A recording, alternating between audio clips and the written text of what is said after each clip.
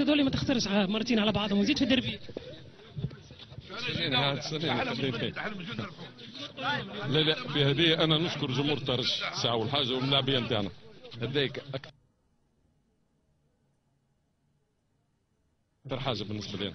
فرحوك يضري اليوم وديما فرحونا ديما فرحانين وقت اللي باش نخسروا وكان يلزم نربحوا باش نربحوا محضرين ملاعبتنا محضرين رواحهم باش يربحوا الماتش هذايا.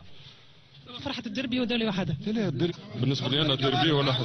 قلت لهم الجماعه هذيا قلت لهم الجماعه هذيا قلت لهم 3 بوان تاعنا هذاك هو بالنسبه للديربي بالنسبه لي انا كيف راه مع النادي الافريقي ولا مع اي معناتها جمعيه اللي يهمنا هو اللي 3 بوان ماهوش باش نلعبوا كونتر النادي الافريقي بركه راه نلعبوا كونتر الجمعيات الكل.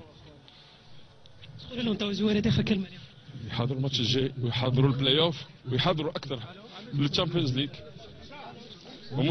وديما نعاون نشكر جمهور الترجي اللي هو عاقل ياسر ومبي ونشوفوا احنا بالنسبه في ملاعب اخرين صارت بالنسبه للترجي احنا لعبنا الفينال تشامبيونز ليج لعبنا ماتش شنو اللي صار؟ علاش يحرموهم هذا الويكلو يتسمى عقاب واحنا كرنا اليوم ما جيناش نخليو جمعيه تلعب وحدها.